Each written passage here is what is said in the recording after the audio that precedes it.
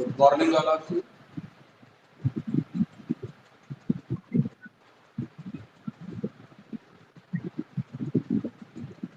क्या आप लोगों को मेरी आवाज आ रही है?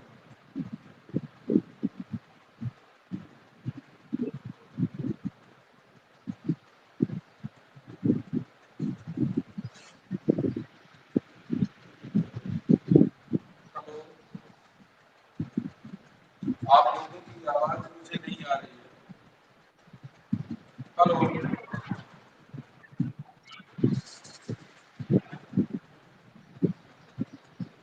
थोड़ा सा मुझे लग रहा है दोबारा करना पड़ेगा कनेक्ट।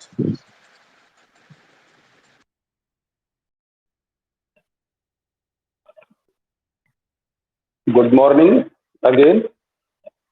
तो आज हम लोग नया टॉपिक शुरू कर रहे हैं और बहुत ही इम्पोर्टेंट टॉपिक है फाइनाइट वर्ब, या फाइनाइट वर्ब के बजाय आप इसे कहें यूज ऑफ टेंसेज और यूज ऑफ मॉडल्स तो ज़्यादा बेहतर रहेगा। हालांकि आपको ये जानना जरूरी है कि हम फाइनाइट क्यों कहते हैं और नॉन फाइनाइट जिसकी आप स्टडी कर चुके हैं उन्हें नॉन फाइनाइट क्यों बोला गया था। तो थोड़ा सा हम आपको जो ग्रामेटिकल एस्पेक्ट है इसका जरूर समझाएंगे, लेकिन आप ये समझिए कि जो टॉपिक आप पढ़ने जा रहे हैं इसकी इम्पोर्टेंस इतनी ज़्यादा है कि ना तो आप राइटिंग स्किल अच्छी कर सकते हैं अपनी बिना इस टॉपिक में स्किल रखते हुए, और ना ही आपकी स्पीकिंग अच्छी हो सकती है, और साथ ही साथ ना ही आपकी कंप्रीहेंशन स्किल अच्छी हो सकती है। ये तीन एस्पेक्ट हैं इंग्लिश के: speaking, writing and comprehension ability.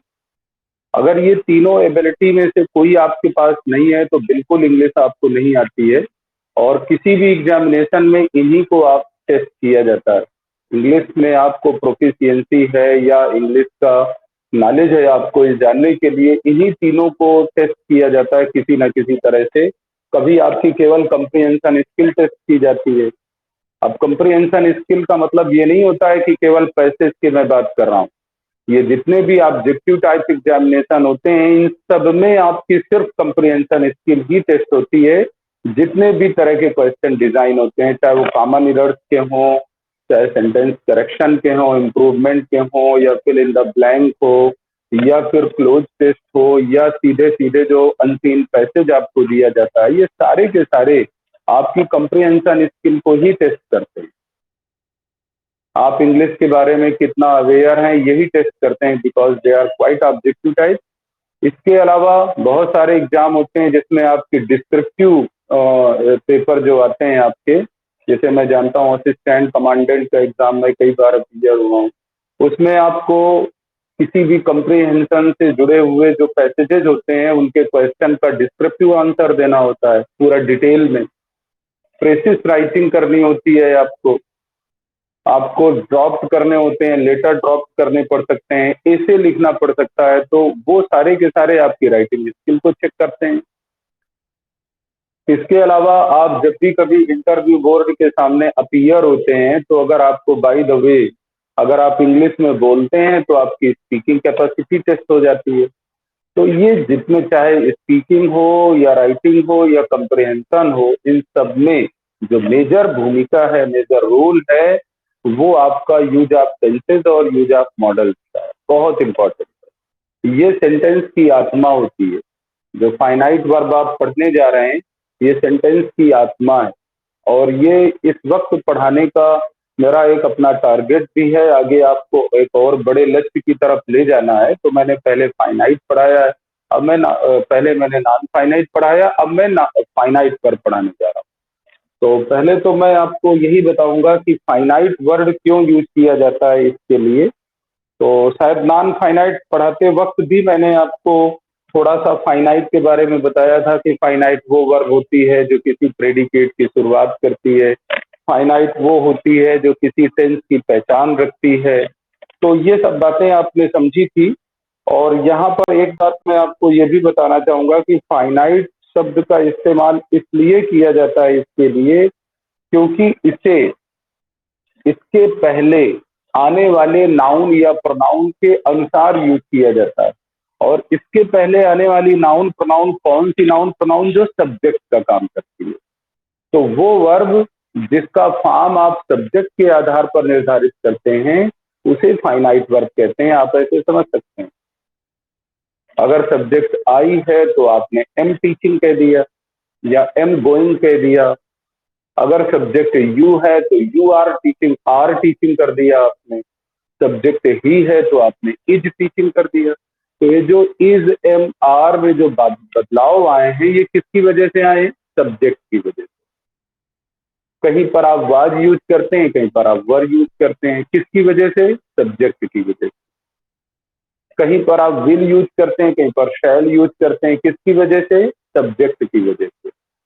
तो ये वो वर्ब है जो आपके सब्जेक्ट के आधार पर मॉडिफाई होती है, या सब्जेक्ट से इसे एग्री करना होता है। सब्जेक्ट इसे लिमिट करता है, इसको फाइनाइट फॉर्म में लाता है, एक निश्चित रूप देता है।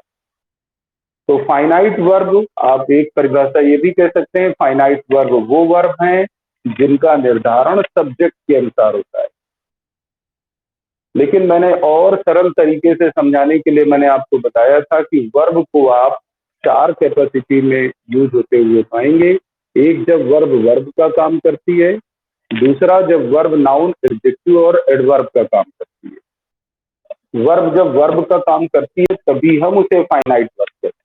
ये जितनी भी फाइनाइट वर्ब हैं वो सारी की सारी वर्ब वर्ब का काम करती है। बाकी जो आपने अभी तक पढ़ा है पिछली क्लासेस में जीरंड, पार्टिसिपल और इन्फिनिटिव के बारे में, वो वर्ब ऐसी वर्ब थी जो वर्ब का नहीं, नाउन का, एडजेक्टिव का या एडवर्ब का काम कर रही, तो वो नॉन फाइनाइट वर्ब थी, जिन्हें आप जीरंड, पार्टिसिपल और इन्फिनिटिव के नाम से जानते हैं। तो अब जब जब फाइनाइट वर्ब की बात आएगी तो आप यूं समझ लीजिए कि जो आपने बचपन से 12 टेंसेस पढ़ रखे हैं उनसे संबंधित वर्ब, ये जितने मॉडल्स के नाम सुन रखे होंगे आपने, may, might, can, could, would, should, ये सारे के सारे बहुत सारे मिलेंगे।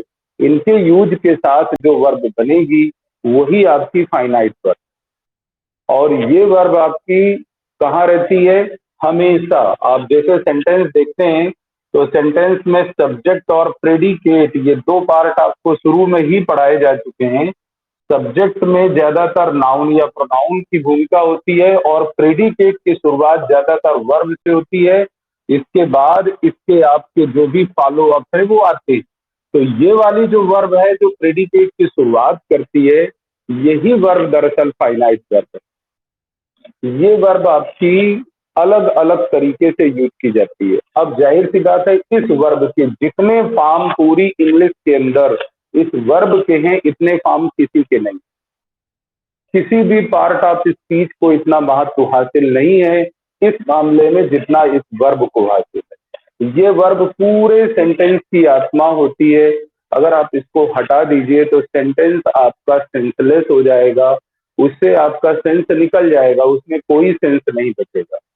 और सेंटेंस की डिफिनेशन आप जानते हैं, जब फ्रेज और सेंटेंस की डिफिनेशन की आप तुलना करेंगे तो वो यही मिलती है। फ्रेज की डिफिनेशन के लिए ग्रामेरियन कहते हैं group of words with meaning, एक शब्द समूह जिसका मीनिंग हो, ये फ्रेज की डिफिनेशन दी जाती है। और जब सेंटेंस की डिफिनेशन दी जाती है तो कहा जाता है group of words with complete meaning. तो group of words with complete meaning आती ही इसी वर्ब से। इस वर्ब को आप रखेंगे तो कंप्लीट मीनिंग रहेगी, और बाकी चाहे जितना आप बड़ा शब्द समूह कर दीजिए, अगर ये वर्ब नहीं है तो कंप्लीट मीनिंग नहीं रहेगी। इस वर्ब को निकाल लीजिए, आत्मा निकल गई, अब वो सेंटेंस नहीं बचा। तो सेंटेंस को सेंटेंस बनाने का जो काम है इसी वर्ब का है। और ये एक ऐसी भी पार्ट ऑफ स्पीच है जो अकेले सेंटेंस फॉर्म कर सकती है। इंपरेटिव सेंटेंसेस में जो वर्ब से ही शुरू होते हैं, आप देखिए केवल स्टॉप कह देते हैं। अब आपने स्टॉप बोला और सेंटेंस कंप्लीट, आपको दूसरा शब्द आपने कोई नहीं लगाया। स्टॉप करके भी आप ऐसे कहते हैं गो, कम, ऐसे बोल देते हैं आप इंपरेटिव सेंटेंसेस में। तो ये वही वर्ब है। तो वर्ब एक बड़ी इंपॉर्टेंट पार्ट ऑफ स्पीच है। तो इसके बहुत सारे फॉर्म। अब इसके फॉर्म कैसे आप डिसाइड करते हैं? आप जब भी कोई टॉपिक पढ़ते हैं, जैसे सोचिए जरा हिस्ट्री के बारे में, जब भी आप हिस्ट्री पढ़ते हैं तो हिस्ट्री में सारी की सारी घटनाएं पास्ट की होती हैं, सारी की सारी घटनाएं। आप चाहे एंशियंट हिस्ट्री पढ़ें, चाहे मेडिवल पढ़ें, चाहे मॉडर्न पढ़ें, हिस्ट्री का मतलब है अब से पहले की बात। जिस वक्त आप जिस काल में जिस समय में हैं, इससे पहले की बात, वो थोड़े दिन पहले की हो सकती है, एक सर्टेन पीरियड की, आप उसे मॉडर्न हिस्ट्री पे देते हैं। मेडिवल हिस्ट्री एक सर्टेन पीरियड के इतिहास को कहते हैं। एंशियंट हिस्ट्री उसके पहले का जितना इतिहास आपका एंशियंट आप बोलते हैं। तो चाहे एंशियंट पढ़ें या मेडिवल पढ़ें या आप मॉडर्न पढ़ें, आप इतिहास की हर बात को पास्ट में पाएंगे। तो आप इतिहास की किताब उठा करके देखिए, जितनी भी उसमें फाइनाइट वर्ब मिलेंगी वो सारी की सारी पास्ट टेंस में मिलेगी। और आपको ये आज करना भी होगा, सबके पास होगा, इतिहास की बुक्स होंगी, नहीं होंगी तो आप गूगल कर लीजिए कुछ चीजें, तो आप देखेंगे कि सारे सेंटेंस जो है उनके अंदर जो फाइनाइट वर्ब है वो सबके सब पास्ट में। आप साइंस की बुक उठा लीजिए तो साइंस क्योंकि फैक्ट रिलेटेड होता है, तो जब भी आप साइंस की बुक उठाएंगे उसमें सारी चीजें फैक्ट हैं, तो सब कुछ आपको प्रेजेंट में मिलेगा, सारी चीजें प्रेजेंट में मिलेंगी। और उसमें भी प्रेजेंट में भी आपको सिंपल प्रेजेंट का यूज मिलेगा। अभी धीरे से आपको समझाया जाएगा सब कुछ। आप अगर ज्योतिषी की बात सुन लीजिए तो उसमें वो सारी चीजें फ्यूचर की बात करता है, क्योंकि वो एस्ट्रोलॉजिस्ट क्या करते हैं, वो फ्यूचर बताते हैं, तो वो सब कुछ फ्यूचर में बताएंगे, ऐसा होगा, वैसा होगा, वैसा होगा, ये होगा, वो होगा, तो सब कुछ फ्यूचर में मिलेगा आपको। तो आप जब भी कोई बात करते हैं तो या तो आप प्रेजेंट में रहते हैं, प्रेजेंट की बात करते हैं, या तो पास्ट की बात करते हैं, या तो फ्यूचर की बात करते हैं। अब ये प्रेजेंट, पास्ट और फ्यूचर की बात को, प्रेजेंट, पास्ट और फ्यूचर का बनाता कौन है? यही वर्ब। आठों पार्ट ऑफ स्पीच में किसी को भी ये डिस्क्रेशन हासिल नहीं है, ये सिर्फ वर्ब को डिस्क्रेशन हासिल है कि वो प्रेजेंट की बात को प्रेजेंट में डिनोट करता है, पास्ट की बात को पास्ट में डिनोट करता है, और फ्यूचर की बात को फ्यूचर में। तो ये प्रेजेंट, पास्ट, फ्यूचर की भावना व्यक्त करने की जिम्मेदारी वर्ब की। इसी तरह से आपके मन में कुछ और ऐसी भावनाएं आती हैं जो वर्ब के माध्यम से ही आप डिनोट करते हैं। किसी की क्षमता आप बताना चाहते हैं, तो क्षमता रिलेटेड जब भी कोई आप एक्शन बात करते हैं, कैन कुड का यूज कर देते हैं आप, एबल टू का यूज कर देते हैं आप। संभावना से संबंधित कोई बात करनी होती है तो आप मे और माइट का यूज कर देते हैं। किसी को ड्यूटी याद दिलानी होती है तो आप शुड और ऑट टू का यूज कर देते हैं। किसी को वार्निंग देनी होती है तो आप हैड बेटर का यूज कर देते हैं। कंपल्सन डिनोट करना होता है तो मस्ट या हैड टू का यूज कर देते हैं। तो ये सारी चीजें जो आप देख रहे हैं, तो ये दो तरह की चीजें हो गई, देखें यहाँ पर।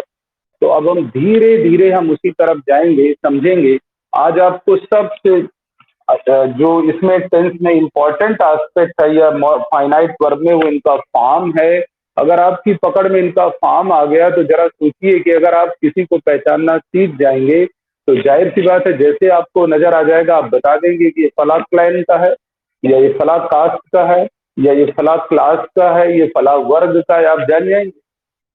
आप स्कूल में जाते हैं, जब नया नया आप एडमिशन लेते हैं तो पहले आपको अपने क्लास के बच्चों को ही नाम नहीं मालूम होता। धीरे धीरे सबसे पहला काम होता है उनका चेहरा पहचानना, नाम आप बाद में जानते हैं। चेहरा पहचानते रहते हैं, फिर कान में धीरे धीरे आवाज आती रहती है, सबका नाम भी जान जाते हैं।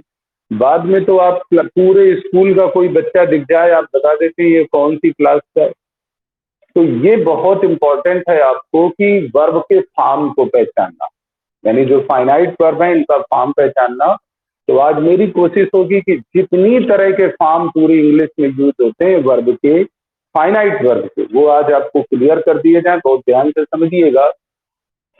तो पहली चीज तो जो हमारी फाइनाइट वर्ब है, फाइनाइट वर्ब को आप दो हिस्सों में बांट सकते हैं। इस बात को बहुत अच्छे से समझिएगा।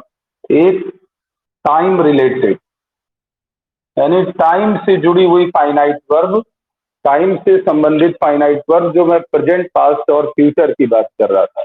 तो प्रेजेंट, पास्ट और फ्यूचर की फीलिंग देने वाली finite verb time related finite verb है। टाइम रिलेटेड फाइनाइट वर्ब में ही टेंसेस का यूज होता है। तो जब भी आप देखिएगा कि किसी भी वर्ब को टाइम के साथ, टाइम के आधार पर अगर उसको एक फॉर्म दिया गया है, उसको मॉडिफाई किया गया है, टाइम के आधार पर उसे एक स्वरूप दिया गया है, तो वही टेंस है। टाइम प्लस वर्ब या verb plus time equal to tense. इतना आप समझ लीजिए, verb plus time equal to tense. Tense का मतलब ही है कि वो वर्ब जो किसी टाइम के आधार पर मॉडिफाई की गई है, उसको फॉर्म दिया गया है। दूसरी तरफ दूसरी कैटेगरी अगर हम देखें तो एक्सप्रेशन रिलेटेड या स्पेशल एक्सप्रेशन रिलेटेड आप कह दीजिए। एक्सप्रेशन तो सब में होता है, तो आप इसमें कह सकते हैं स्पेशल एक्सप्रेशन।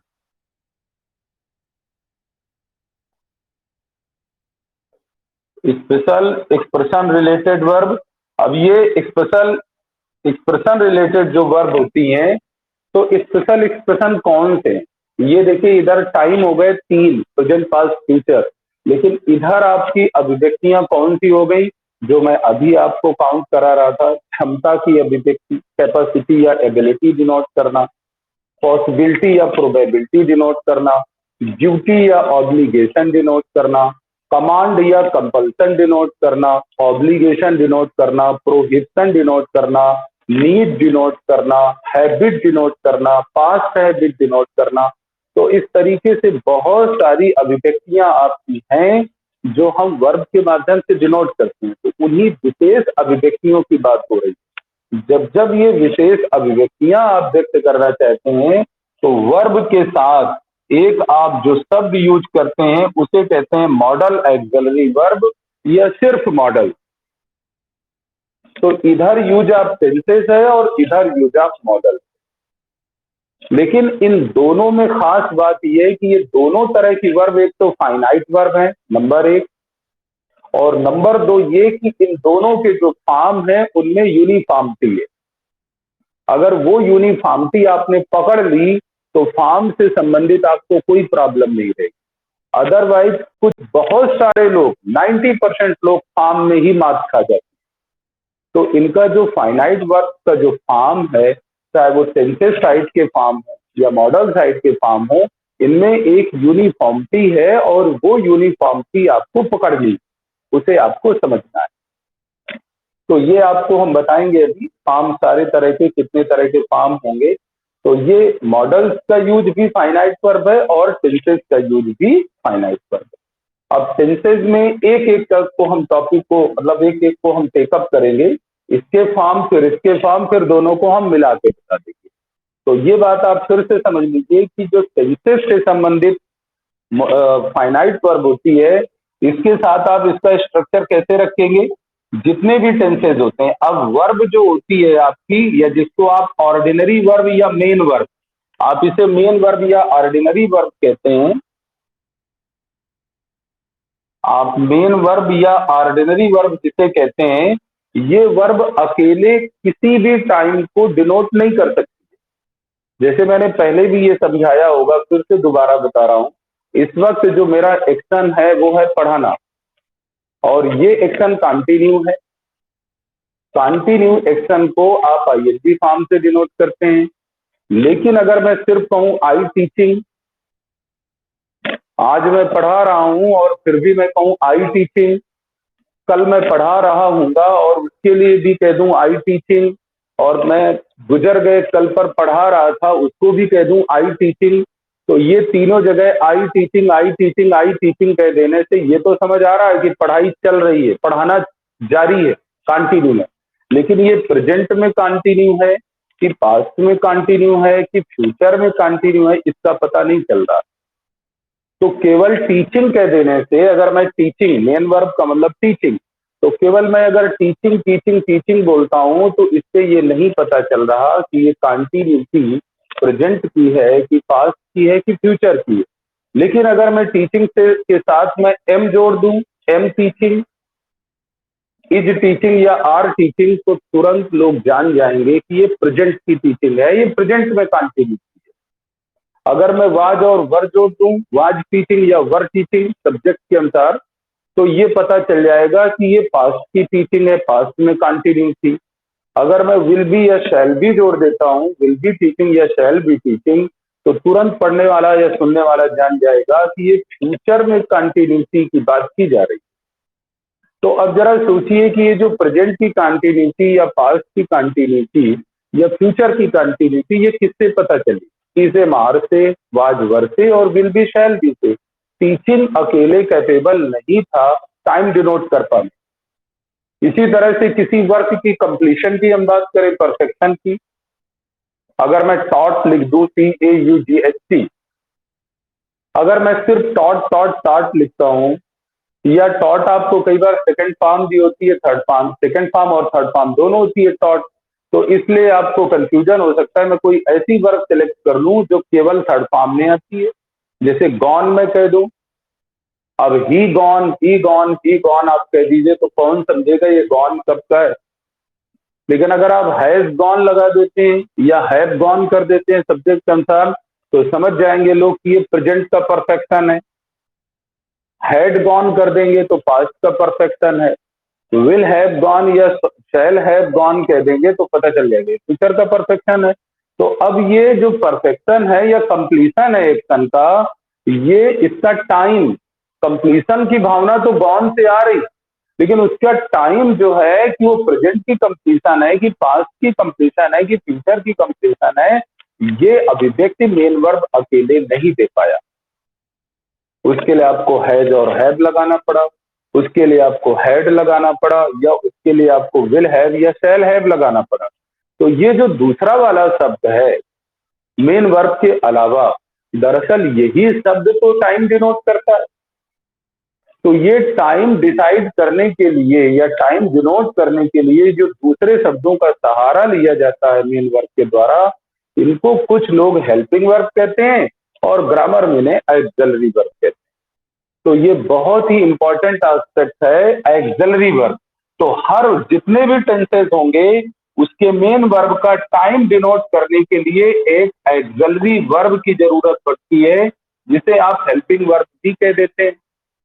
तो जब भी कोई टेंसेस रिलेटेड फाइनाइट वर्ब होगी तो उसके ये दो कंपोनेंट हो गए, auxiliary verb plus main verb या हेल्पिंग वर्ब। यही ऑक्सिलरी वर्ब या हेल्पिंग वर्ब तो मर्जी आए कह ली।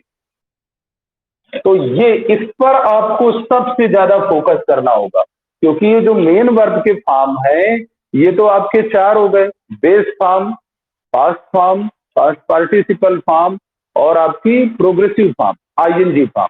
और ये फॉर्म से संबंधित चैप्टर प्रीवियस लेक्चर्स में बताया जा चुका है। इर्रेगुलर वर्ब मैं अच्छी तरह से पढ़ा चुका हूं, इर्रेगुलर वर्ब उसको फिर से देख लीजिएगा।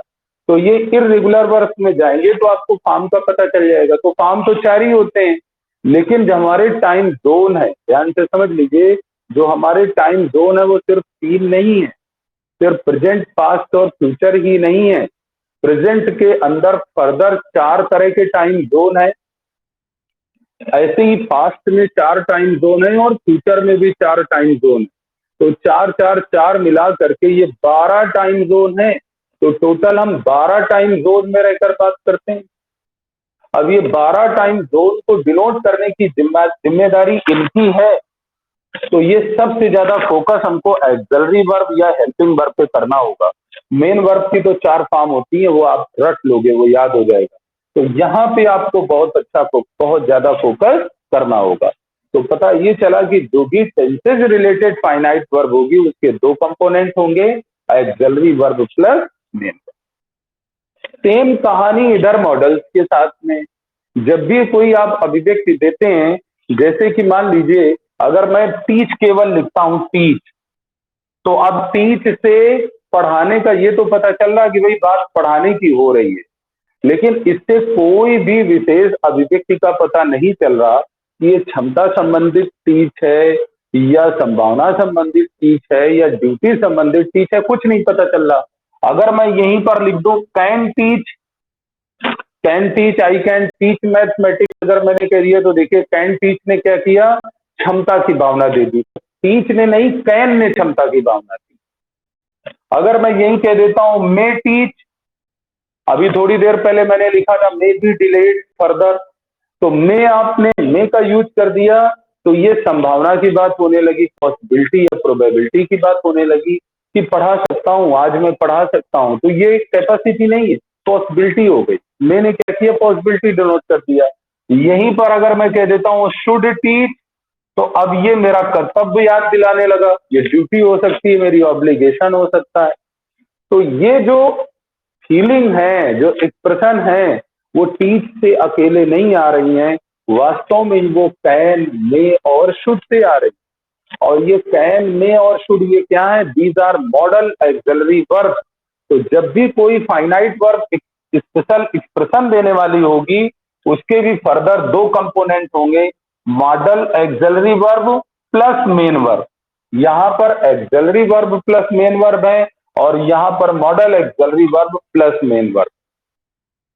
तो आप ध्यान दीजिएगा, कोई भी वर्ब अगर इन फॉर्मेट पे है तो उसे ही आप फाइनाइट वर्ब कहेंगे, यानी axillary verb plus main verb या फिर model auxiliary verb plus main verb. अब यहां पर भी जाहिर सी बात है, फोकस यहीं पर है, क्योंकि इस मेन वर्ब के भी हमारे केवल 4 ही फॉर्म होंगे, बेस फॉर्म, प्रोग्रेसिव फॉर्म, यानी बेस फॉर्म, फिर सेकंड फॉर्म, फिर थर्ड फॉर्म, इसके बाद प्रोग्रेसिव फॉर्म, ऐसे भी कह सकते हैं आप। तो ये 4 ही फॉर्म होंगे, लेकिन ये आपकी बहुत विविध हो जाएंगी, इनकी वैरायटी बहुत ज्यादा बढ़ जाएगी। तो आपको यहीं पे फोकस करना होगा, क्योंकि बेसिकली इस मेन वर्ब का जो एक्सप्रेशन है वो यही डिसाइड करेगी कि क्षमता की भावना देनी है कि क्या देना है, वो यही डिसाइड करेंगी। तो अब आप समझ गए होंगे कि हमारा फोकस अभी एक्सिलरी वर्ब और मॉडल एक्सिलरी वर्ब पर रहेगा। तो ये दो तरह की फाइनाइट वर्ब का अध्ययन है। तो हम जब फॉर्म समझेंगे, तो मैंने आपको बताया है कि चूंकि फॉर्म में यूनिफॉर्मिटी है, दोनों के फॉर्म समझेंगे। लेकिन जब हम फंक्शन की बात करेंगे, तो पहले इसके फंक्शन कि कौन से टाइम जोन को किस अभिव्यक्ति के लिए यूज किया जाता है। तो ये फॉर्म एंड फंक्शन, जैसे ही दोनों को आपने पकड़ लिया, बस आप एक्सपर्ट हो जाएंगे टेंसेज में, और आपकी राइटिंग स्किल भी इमेंसली इंप्रूव कर जाएगी, आपकी स्पीकिंग भी अच्छी हो जाएगी। और कंप्रीहेंशन का तो कहना ही क्या है, जैसे जैसे आप पढ़ते जाएंगे, किसी भी के द्वारा लिखी गई व्यक्ति को वही समझेंगे जो सामने वाले ने लिखा है। अदरवाइज होता क्या है, लिखने वाला कुछ और लिख रहा होता है और समझते आप कुछ और है। वो बात प्रेजेंट की कर रहा होता है, आप समझ रहे होते हैं पास्ट में, कभी वो पास्ट की बात कर रहा होता है, समझ रहे होते हैं प्रेजेंट में, कभी वो भावना कुछ और दे रहा होता है और आप ले कुछ और रहे होते हैं। तो ये जो गैप है आपके और आथर के बीच में, ये रहता है। अब धीरे धीरे जब ये गैप खत्म हो जाएगा, तो आप खुद जब आप लिखेंगे तो बहुत अच्छा लिखना शुरू कर देंगे। तो ये बहुत बहुत इंपॉर्टेंट टॉपिक है। Apart from your preparation for the competitive examination, these aspects of English grammar are very important to make you proficient in English. If you wish to have proficiency in English in the form of writing skill, in the form of comprehension skill, or in the form of speaking skill, you need to have command. You must have command over these topics. Otherwise, you will always remain half cooked. आप हमेशा अधकचरे रहेंगे और आपको भले लगता रहे कि आपको अंग्रेजी आती है, लेकिन बिल्कुल नहीं, वो आपकी केवल गलत फहमी रहेगी। तो इसलिए इन पर आपको ये सोच करके कमांड करना है कि आपको केवल कॉम्पिटिटिव एग्जामिनेशन नहीं देना है। आप एक बार सर्विस पा जाने के बाद, ये टारगेट पूरा हो जाने के बाद भी लाइफ में बहुत सारी चीजें हैं जिसमें इंग्लिश आपके लिए अहम भूमिका निभाएगी। तो इसलिए हम इंग्लिश को कहते भी हैं कि इंग्लिश एक LIC के स्लोगन जैसा है। मैं बता दूं आपको, जैसे LIC का स्लोगन होता है ना कि जिंदगी के साथ भी और जिंदगी के बाद भी, तो हम इंग्लिश के लिए यही कहते हैं कि कंपटीशन के साथ भी और कंपटीशन के बाद भी। ये कंपटीशन तो आपको सफलता देगी ही कंपटीशन में, और इसके साथ ही कंपटीशन के बाद भी ये आपकी पर्सनालिटी को अच्छा करेगी, ये जगह जगह आपको कामयाब करेगी। कभी भी आप डिपार्टमेंटल एग्जाम में क्लियर होंगे, उनमें कामयाब करेगी, जगह जगह आपको ये आपकी इज्जत बढ़ाएगी, आपके लिए सम्मान का वजह बनेगी। तो इसलिए आप इंग्लिश को अच्छी तरह से समझें, स्वार्थी होकर सिर्फ ना समझें कि बस एक बार कंपटीशन मेरा निकल जाए, काम खत्म। आप में से बहुत सारे लोग ऐसे भी होते हैं जो सोचते हैं कि मुझे इतनी डिटेल समझनी ही नहीं है, मुझे तो बस इतना समझ आ जाए कि ये कैसे परीक्षा कैसे पास होंगी। ये आपकी सेल्फिश टेंडेंसी है, और कई बार ये सेल्फिश टेंडेंसी आपको बैकफायर करती है, आप जो है ये सेल्फिश टेंडेंसी से आप जो है थोड़ी देर के लिए कोई क्वेश्चन पेपर आप सॉल्व करते हैं, हो सकता है आप कामयाब हो जाएं, लेकिन जब आप परीक्षा हॉल में बैठते हैं तो जरूर ऐसी चीजें आपको मिल जाती हैं जहां पर वो जो डीप स्टडी थी वही काम आती है। तब आपको पछतावा होता है और फिर पछताने से कुछ नहीं होता है। तो जब आपके पास समय है उस वक्त आप बहुत अच्छी तरह से चीजों को समझने की कोशिश करिए, समूल समझने की कोशिश करिए, उनको रूट से समझने की कोशिश करिए। तो चलिए चलते हैं फाइनाइट वर्क के फॉर्म की तरफ।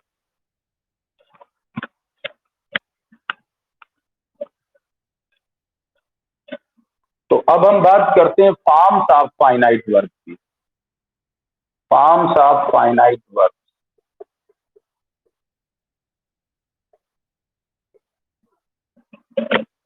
तो फॉर्म में जैसे मैंने आपको बताया कि सबसे ज्यादा इंपॉर्टेंट है एक्सलरी वर्ब और मॉडल एक्सलरी वर्ब, उस पे आपको कमांड करना। तो देखिए मैं आपको बता दूं, एक्सलरी वर्ब और मॉडल एक्सलरी वर्ब चार तरह की होती है। चार।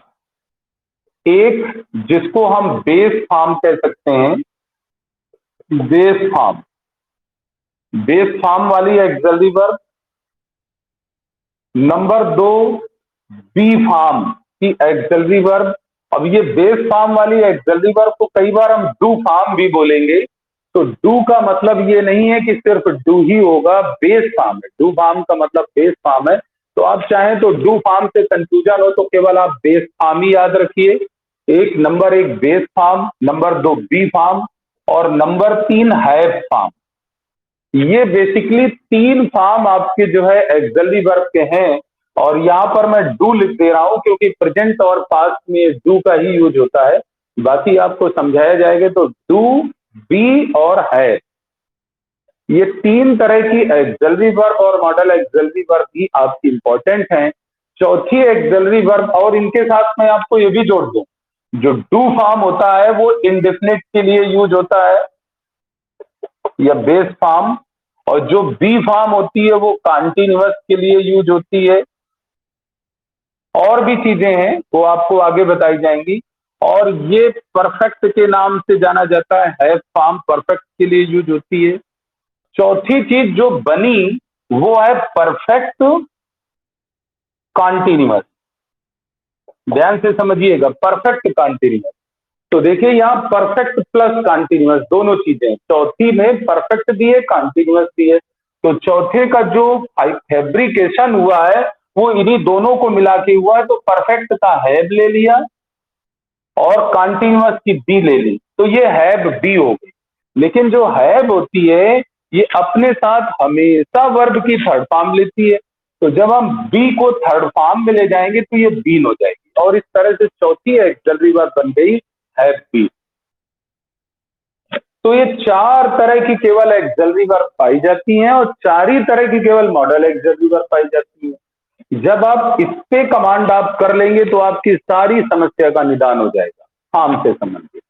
तो फॉर्म केवल ये चार होंगी, base form, be form, have form और have been form. Base form means indefinite tenses, be form means continuous tenses, have form means perfect tenses और हैव बीन फॉर्म का मतलब परफेक्ट कॉन्टिन्यूअस। अब इनके साथ अब दो तरह देखिए चीजें हैं। ये एक्सलरी वर्ब कभी एक्शन डिनोट करेंगी, कभी एक्टिव एक्शन डिनोट करेंगी, कभी पैसिव एक्शन डिनोट करेंगी, कभी स्टेट डिनोट करेंगी। ये तीन तरह की चीजें जरा गौर से समझिए, आपके सामने आने वाली हैं फाइनाइट वर्ब में। एक्शन और स्टेट दो तरह की प्रेडिकेट मैंने आपको समझाए थे। अब एक्शन फिर से दो तरह के हो सकते हैं, एक्टिव एक्शन, पैसिव एक्शन। लेकिन स्टेट आपकी एक ही तरह की होगी। तो ये तीन तरह के फॉर्म के चार्ट आपको भी समझाए जाएंगे, एक एक्टिव एक्शन वाले, दूसरे पैसिव एक्शन वाले और तीसरे स्टेट वाले, और फिर हम तीनों को मर्ज करके एक जगह दिखा देंगे आपको। तो ये जब आपको बात समझ आ गई तो समझिए हो गया काम फॉर्म का। तो ये जब हम एक्शन की बात करते हैं तो अगर मैं यहां पर बात करूं एक्शन में एक्टिव एक्शन, अगर मैं एक्टिव एक्शन की बात करूं, ध्यान दीजिएगा जरा, अगर मैं एक्टिव एक्शन की बात करूं तो वर्ब की कौन सी फॉर्म किसके साथ जुड़ती है उसको ध्यान से समझिए। जब जब एक्टिव एक्शन होगा तो ये जो एक्सलरी वर्ब या मॉडल एक्सलरी वर्ब है, तीन तरह की, इनका एक्सपेंशन मैं आपको अभी फर्दर समझा दूंगा, लेकिन इनके साथ मेन वर्ब का केवल कॉम्बिनेशन आप समझ लीजिए, एक्शन का कॉम्बिनेशन। तो ध्यान दीजिएगा, जहां पर कॉन्टिन्यूअस वर्ड का यूज होता है, ध्यान दीजिए कॉन्टिन्यूअस, हमेशा कॉन्टिन्यूअस का मतलब होता है आईएनजी फॉर्म। मैं इसको शार्ट में कर दे रहा हूं, कॉन्टिन्यूअस। कॉन्टिन्यूअस का मतलब हमेशा होगा आईएनजी फॉर्म। तो दो जगह आपको कॉन्टिन्यूअस मिलता है, एक ये कॉन्टिन्यूअस और ये कि परफेक्ट कॉन्टिन्यूअस।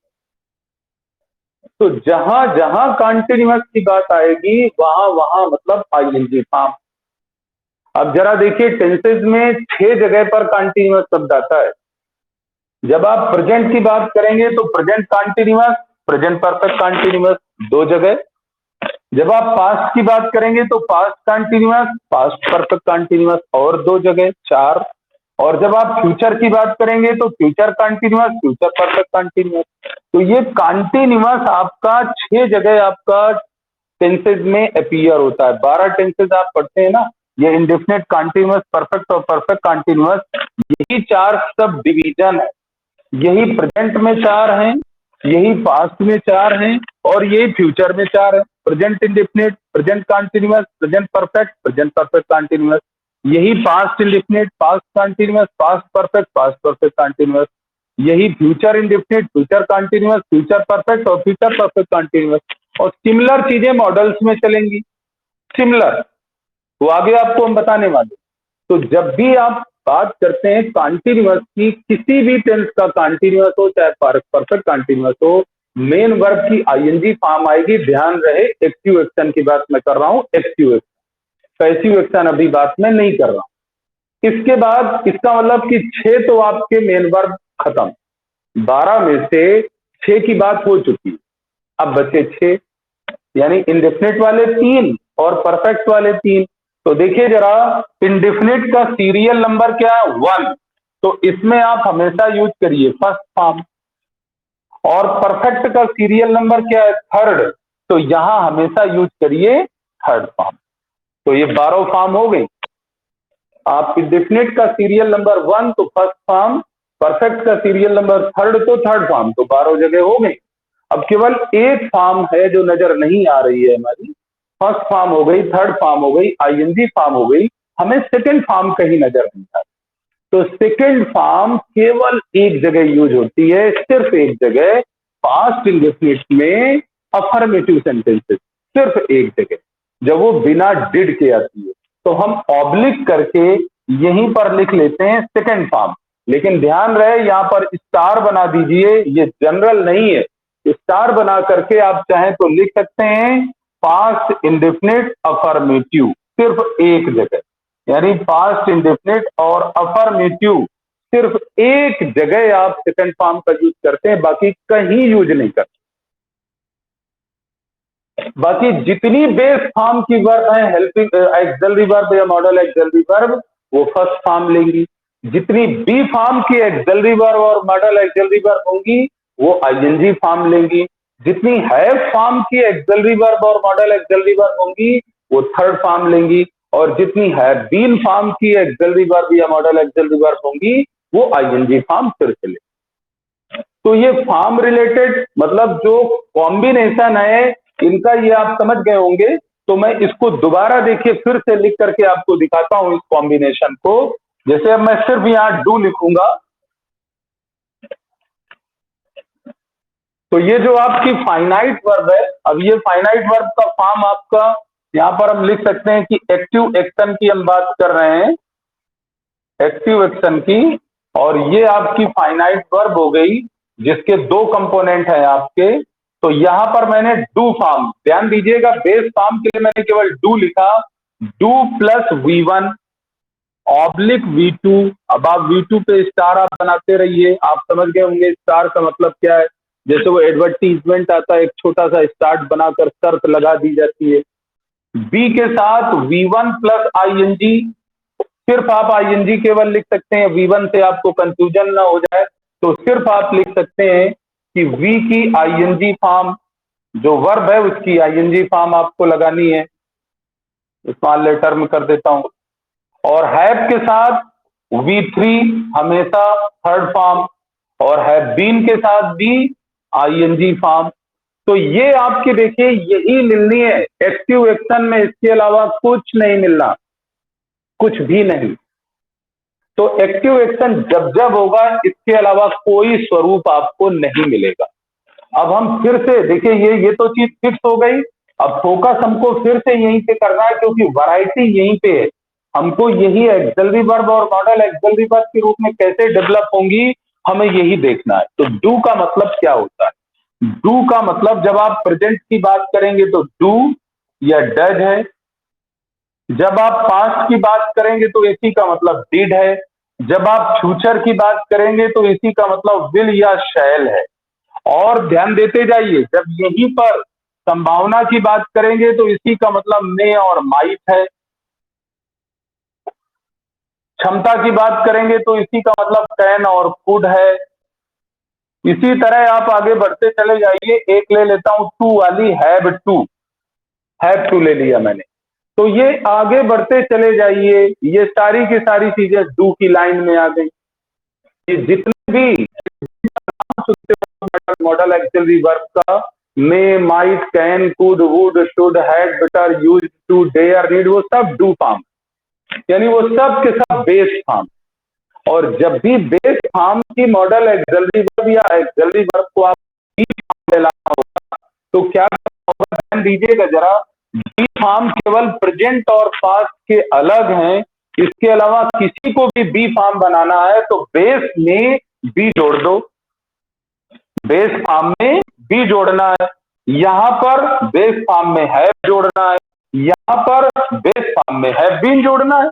इसीलिए ये कोड है, ये बी हैव और have been, these are code. आपको बेस फॉर्म में इनको जोड़ते चले जाना है, बस ये बन जाएंगे। मेन वर्ब आप जान चुके हैं कैसे यूज होनी है, खत्म, सारे के सारे फॉर्म आपके क्लियर। तो केवल प्रेजेंट और पास्ट में डिफरेंस, यहां पर देखिए डू डज था, ये डिड, ये तीनों चीजें अलग हैं। बाकी will, shall, may, might, can, could सब के सब इन्हीं में जुड़ जाएंगे। इसी तरह जब आप बी में आएंगे तो प्रेजेंट में इज, एम, आर, वाज और वर, ये बी फॉर्म आपकी पांच, ये पांच बी फॉर्म इंग्लिश में सिर्फ बी नहीं लगती है, नहीं रखती है। अदरवाइज कोई भी ऐसी बी फॉर्म की होगी जिसमें बी ना जुड़ के आए, सिर्फ पांच की बात। अगर विल और शैल को लाइन में लाना है तो विल भी शैल भी हो जाएगा। मे और माइट को लाना है तो मे भी माइट भी हो जाएगा। कैन कुड को लाना है तो कैन भी कुड भी हो जाएगा।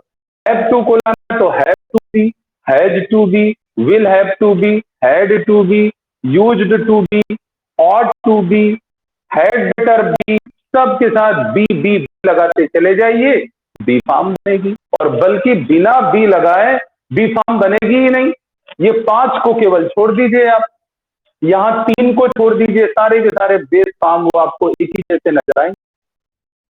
तो ये आपको ध्यान रखना है कि जितने भी मॉडल्स हैं, जैसे यहां पर मैं लिख देता हूं विल बी, आगे शैल बी, आगे ऑल मॉडल या कोई भी model plus be, all models plus be कर दीजिए तो बी फॉर्म बन गई। ये लिंकिंग वर्ब वाली शीट में मैंने दिया भी है आपको कि ये बी फॉर्म होती क्या है। तो ये सारी बी फॉर्म बन गई, और सारी की सारी बी फॉर्म जब भी एक्टिव एक्शन डिनोट करना चाहेंगी तो अपने साथ ING फॉर्म लेंगी। ये जब लाइन एक्टिव एक्शन डिनोट करेगी तो फर्स्ट फॉर्म लेगी, हमेशा फर्स्ट फॉर्म। अपवाद स्वरूप ये पास्ट इंडिकेट में अगर डिड आ जाए तो यहां भी फर्स्ट आएगा। डिड के बिना जब आएगी वर्ब तब आपकी सेकंड फॉर्म आएगी। एस या ES कब लगती है वो भी आपको आगे बताया जाएगा, फॉर्म में स्पेसिफिक होकर। इसी तरह जब आप हैव की बात करते हैं तो प्रेजेंट और पास्ट में हैव आपका अलग है। प्रेजेंट में हैव, उसका सिंगुलर नंबर हैज और इसकी पास्ट फॉर्म हैड। जरा देखिएगा, ये प्रेजेंट और पास्ट में केवल ये तीन फॉर्म अलग है। प्रेजेंट में प्लूरल में हैव ही यूज करते हैं, उसका सिंगुलर बनाते हैं, एस लगा हैज हो जाता है। और इसके बाद मिलाना है तो ये हैव जोड़ दीजिए, ये है, ये बी जुड़ा है जुड़ा। ध्यान दीजिए बहुत सारे लोग यही गलती करते हैं, हैव के अलावा न तो हैज जुड़ेगा न तो हैड जुड़ेगा, कभी नहीं। तो आप हैव ही हमेशा जोड़ेंगे तो इधर हो जाएगा will have, shall have, may have, might have, can have, could have, would have, should have, used to have, even have to have, has to have, had to have. ध्यान दीजिएगा जरा, है, ये सारे के सारे आपके हैव जोड़ते चले जाइए और ये आपकी हैव फाइन तीसरी लाइन की एक्सिलरी वर्ब और मॉडल एक्सिलरी वर्ब बनती चली जाएंगी। और जब आप तीसरी लाइन की बना ले तो हमेशा एक्टिव एक्शन रखना है तो मेन वर्ब की थर्ड फॉर्म लगाए। ये ध्यान दीजिएगा जरा, ये एक्टिव एक्शन का दारोमदार इनके साथ है, क्योंकि ये तो मल्टी कैपेसिटी में यूज होती है। ये तो अभी आपकी पैसिव एक्शन में भी नजर आएंगी, अभी स्टेट में भी नजर आएंगी। यही तो आपको फोकस रखना है कि एक्टिव एक्शन कब होगा, तो दोनों चीजों को देखना होगा, ना केवल हेल्पिंग वर्ब या एक्सिलरी वर्ब या मॉडल एक्सिलरी वर्ब पे ही सिर्फ फोकस करने से काम नहीं चलेगा, आपको मेन वर्ब को भी देखना पड़ेगा कि वो कौन सी फॉर्म है। ये सारे के सारे फॉर्म जो इनके कॉम्बिनेशन में ये इन्हें एक्टिव एक्शन बना रहे हैं। तो यहाँ पर आगे बढ़ाते हुए अगर आप विल को लेते हैं हैव फॉर्म में तो विल हैव हो जाएगा, शैल को लेते हैं तो शैल हैव हो जाएगा, इसी तरह से आपका मे हैव हो सकता है, और आगे आप जैसे बनाया गया वैसे आप बनाते चले जा सकते हैं। सिर्फ हैव लगाइए और वर्ब की थर्ड फॉर्म कर दीजिए एक्टिव। अब हैव बीन आ गया तो हैव बीन में ये जो तीन फॉर्म है बिल्कुल ऐसे ही यहाँ पर तीन form have been, has been और हैड बीन, ये तीन फॉर्म केवल आपके अलग रहेंगे, have been, has been, had been. इसके बाद इसको किसी को भी इस लाइन में लाना है तो फिर से वही बेस, ध्यान दीजिए base form plus be, base form plus have, base form plus have been, इसी फॉर्म में इन तीनों को जोड़ा जाता है। तो विल में जोड़िए तो विल हैव बीन, शैल में जोड़िए तो shall have been, may have been, might have been, can have been, could have been, would have been, should have been, ऐसे ही चलता चला जाएगा। तो ये तीन को छोड़कर सिर्फ आपको कुछ नहीं करना है, बीन को जोड़ देना है और प्लस आईएनजी फॉर्म लगा देना, ये भी एक्टिव एक्शन इस लाइन का बन गया। अब ये फॉर्म आपको समझना है, फॉर्म फंक्शन से आपको बाद में रूबरू कराया जाएगा कि ये कौन से फंक्शन में यूज होते हैं भाई, किस फंक्शन के लिए आप ये फॉर्म यूज करते हैं, तो वो आपको बाद में समझाया जाएगा। अभी फॉर्म को और उसका नाम, तो ये इंडेफिनिट कहलाता है, ये कॉन्टिन्यूअस कहलाता है, ये परफेक्ट कहलाता है, ये परफेक्ट कॉन्टिन्यूअस कहलाता है। इंडेफिनिट का मतलब है बेस फॉर्म प्लस V1, अपवाद आपको बाद में बताए जाएंगे। कॉन्टिन्यूअस का मतलब है बी प्लस आईएनजी, और परफेक्ट का मतलब है हैव प्लस थर्ड फॉर्म, और परफेक्ट कॉन्टिन्यूअस का मतलब है हैव बीन प्लस आईएनजी। ये आपको सारे के सारे ये एक्टिव एक्शन। तो अब ये एक्टिव एक्शन अगर एक चार्ट में बनाकर दिखाए जाए, जैसे टेंसेस का अलग और मॉडल्स का अलग, तो वो कैसे बनेगा, ये आपका अभी केवल ये बेस दिया गया है, ये आपको कोडेड भाषा में बताया गया है। अब हम इनको अगर स्पेसिफिक कर दें तो देखिए जरा कैसे कर देंगे। अब मैं इसको मिटा रहा हूं, आप समझ गए होंगे। जैसे मैं इसको मिटा करके केवल तीन को लेता हूं, अब प्रेजेंट, पास्ट और फ्यूचर।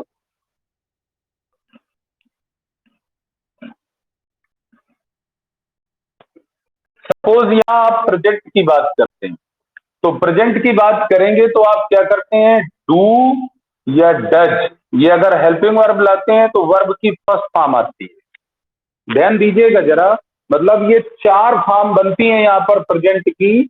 मैं एक एक की फॉर्म आपको बता देता हूं। जैसे मैं अभी प्रेजेंट के इंडेफिनिट की बात करूं तो चार फॉर्म क्या बनती हैं, जब आप प्लूरल रखते हैं तो डू प्लस V1, और जब आप सिंगुलर रखते हैं तो डज प्लस V1। लेकिन कई बार क्या होता है कि विदाउट डू आप रखते हैं, तो जब आप बिना डू के रखेंगे, बिना डू के, तो ध्यान दीजिएगा सिर्फ V1 का आप यूज करेंगे। लेकिन यहां पर जब बिना डज के रखेंगे तो गौर करिएगा सिर्फ V1 से काम नहीं चलेगा। जब आप डू के बिना, ये केवल दो ही जगह ऐसा मिलेगा प्रेजेंट इंडेफिनिट और पास्ट इंडेफिनिट। ये बात अच्छी तरह समझ लीजिए, केवल दो टेंसेज हैं जिनकी फाइनाइट वर्ब बिना एक्सिलरी वर्ब के आ सकती, और कोई ऐसी फाइनाइट वर्ब नहीं है जहां पर एक्सिलरी वर्ब या मॉडल एक्सिलरी वर्ब ना आए। Present indefinite affirmative, past indefinite affirmative. Affirmative का मतलब ना तो निगेटिव है ना तो इंट्रोगेटिव है। नो, नॉट, नेवर जैसे शब्दों का इस्तेमाल नहीं हुआ है या सवाल उठाने का काम नहीं किया गया। ऐसे सेंटेंस आपके अफर्मेटिव या पॉजिटिव कहलाते। तो प्रेजेंट इंडेफिनिट और पास्ट इंडेफिनिट में जो अफर्मेटिव सेंटेंसेस आपको समझाए जाएंगे, उसमें आप पाओगे कि ना डू का यूज हो रहा है ना डज का यूज हो रहा है। तो जब बिना डू के वर्ब आएगी तो सिर्फ आपको फर्स्ट फॉर्म लगाना है। यहां पर ट्रांसफर ऑफ बर्डन इन्वॉल्व नहीं है। लेकिन जब आप सिंगुलर नंबर हो और अफर्मेटिव हो और डज ना लगाना हो, तो ये बताइए, ये डू को सिंगुलर बनाने के लिए डज किया आपने, एस या ई एस लगाया, डू में एस या ई एस लगाया तो ये डज हुआ। तो इससे पता चल गया कि ये सिंगुलर है। लेकिन जब डज नहीं रहेगा तो इन दोनों को अगर इसी हुलिया में रखोगे तो कैसे पता चलेगा कि कौन प्लूरल है कौन सिंगुलर है। तो सिंगुलर दिखाने का काम, जब ये टू हेल्पर चला गया है, हेल्पर गया, तो अब जब हेल्पर चला गया तो ये बर्डन मेन वर्ब के ऊपर आ गया। मेन वर्ब को ही सिंगुलर दिखना होगा। तो सिंगुलर कैसे दिखते हैं, एस या ई एस लगाकर। तो आपको इसमें क्या जोड़ना होगा, एस या ई एस। तो जब भी कोई सिंगुलर वर्ब बिना डज के आएगी प्रेजेंट इंडेफिनिट में, तो उसमें आपको एस या ई एस जोड़ देना। गो को गोज कर देना है, कम को कम कर देना है, कर देते हैं आप। ऐसे आप कहते हैं कि Ram does not go to school, does not go कहते हैं, और जैसे ही नॉट गया डज गया तो गो को आप गोज कर देते हैं। क्यों? क्योंकि जो डज काम कर रहा था सिंगुलर दिखने का, वो काम अब गो को करना पड़ेगा सिंगुलर दिखने का, सब्जेक्ट से एग्री करने का। अभी सब्जेक्ट से एग्री करने के लिए आपने डू का सहारा लिया, उसको डज कर दिया। लेकिन जब डज चला गया तो अब कौन बचा, यानी डू गया। डू ने बर्डन बियर कर रखा था एस या ई एस का, तो डज बन गया था। तो जरा सोचिए, यहां पर हम सर्वेंट मास्टर थ्योरी अप्लाई करते हैं प्रेजेंट इंडेफिनिट और पास्ट इंडेफिनिट में। ध्यान दीजिए, what is servant master theory. अगर मास्टर अपना नौकर लेकर के चलता है तो अटैची कौन धोता है, नौकर। तो ये एस या ई एस, ये सिंगुलर दिखना एक बर्डन है, और ये बर्डन जब डू होता है तो वही बियर करता है, और डू जब बियर करता है तो बेचारा डज हो जाता है। लेकिन अगर नॉट गया तो डू भी चला जाता है अगर अफर्मेटिव है। तो जब डू गया तो वो अपना बर्डन ट्रांसफर करके चला जाता है, किसको, मास्टर को। मास्टर कौन है, मेन वर्ब। तो जब डज गया, डज नॉट गो। अब जरा देखिए, यहां पर ध्यान दीजिएगा, ये डज नॉट गो है, लेकिन अगर ये नॉट के जाने की वजह से अगर ये डज भी जाता है तो ये जो ईएस वाला बर्डन है ये गो को दे के चला जाएगा, तो गो क्या हो जाएगा, गोज। और जैसे ही डू आएगा फिर ये अपना बर्डन उसे दे देगा, ये फिर से डज हो जाएगा, ये हो जाएगा गो। तो ये ट्रांसफर ऑफ बर्डन है। तो ध्यान दीजिएगा, ये चार फॉर्म आपको प्रेजेंट इंडेफिनिट में मिलेंगे। चार फॉर्म क्या मिलेंगे, निगेटिव सेंटेंसेस और इंट्रोगेटिव सेंटेंसेस में प्लूरल के लिए डू प्लस वी1, सिंगुलर के लिए डज प्लस वी1, और अफर्मेटिव सेंटेंसेस में प्लूरल के लिए सिर्फ वी1 डू नहीं होगा, और सिंगुलर के लिए भी डज नहीं होगा। तो सिर्फ फर्स्ट फॉर्म में एस या ई एस आपको लगानी। तो ये चार फॉर्म में मिलेंगी वर्ब, कहां, प्रेजेंट इंडेफिनिट में। पास्ट इंडेफिनिट में केवल दो फॉर्म मिलते हैं। पास्ट इंडेफिनिट में दो फॉर्म कौन से हैं, यहीं पर मैं बता देता हूं। पास्ट इंडेफिनिट की अगर हम बात करें तो दो फॉर्म कौन से मिलते हैं, उसकी हेल्पिंग वर्ब होती है डिड। तो डिड के साथ आप वी1 का यूज करते हैं। लेकिन यहां पर भी वही है कि अगर सेंटेंस अफर्मेटिव हो जाए तो ये डिड चला जाता है, और जब ये डिड जाता है तो डू से बना है डिड। गौर करिएगा जरा, डू से बना है डिड, इस डू की सेकंड फॉर्म है डिड। तो जब ये डिड डू से बना है और ये चला गया, तो अब पास्ट दिखने की जिम्मेदारी किसके ऊपर आ गई, मेन वर्ब के ऊपर आ गई। तो जब मेन वर्ब के ऊपर आ गई तो अगर ये चला जाएगा तो आपको सेकंड फॉर्म में मेन वर्ब को ले जाना होगा।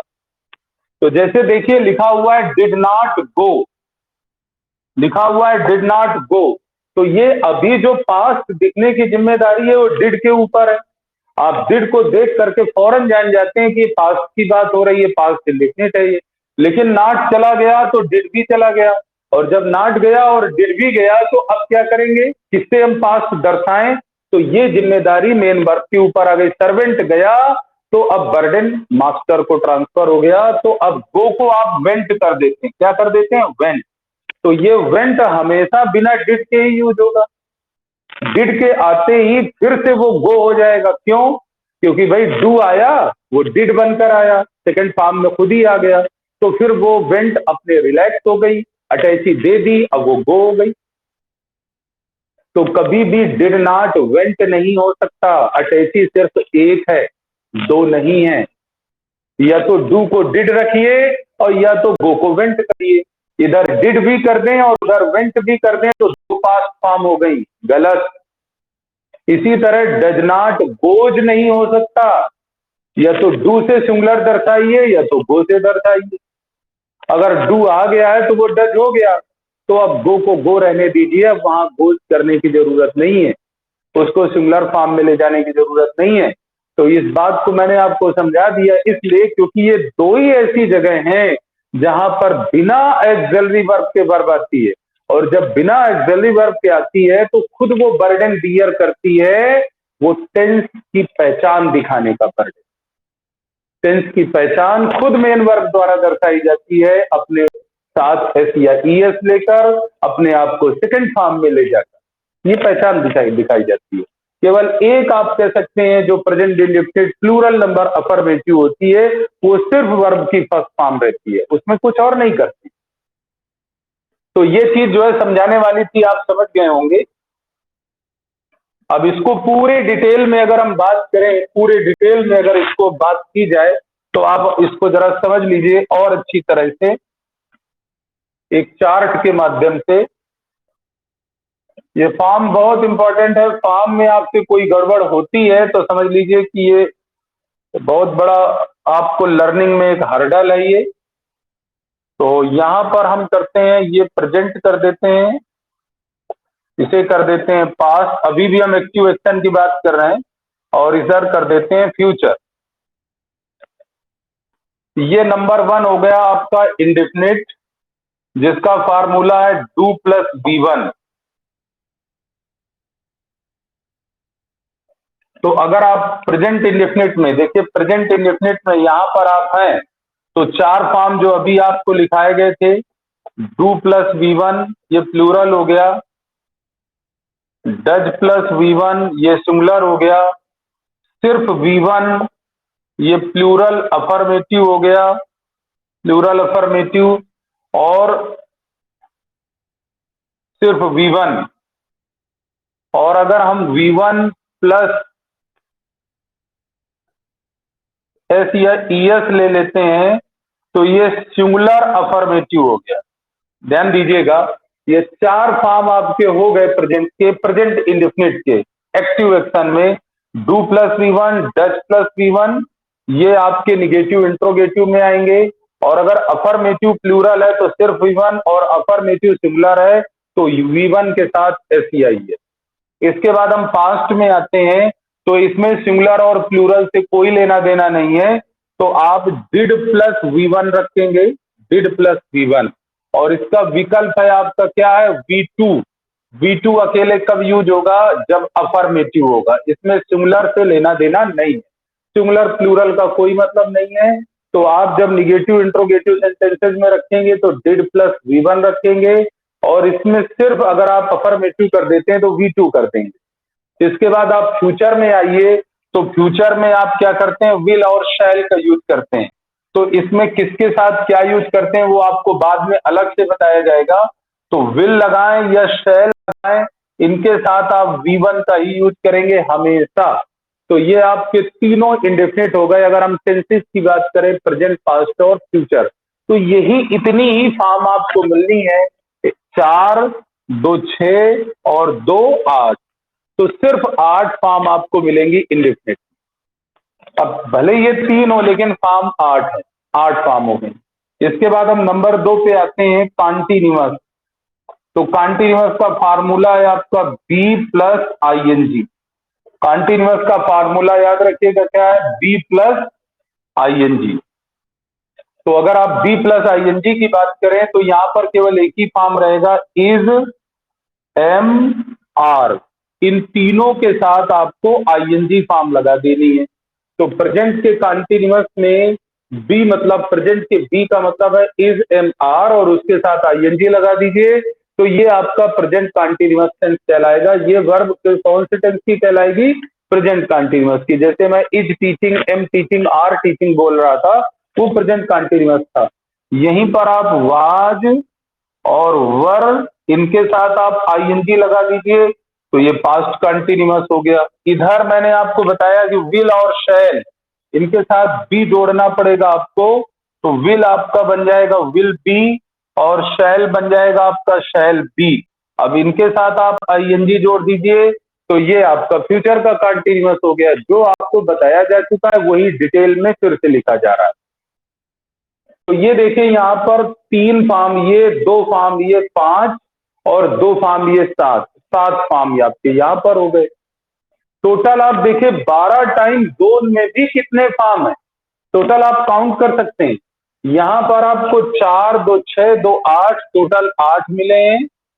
यहां पर 3, 2, 5 और 2, 7, यहां पर 7 मिले, 7 फॉर्म। इसके बाद नंबर 3 पे आते हैं, परफेक्ट। तो परफेक्ट का फार्मूला आपका था have plus we three, have plus we three.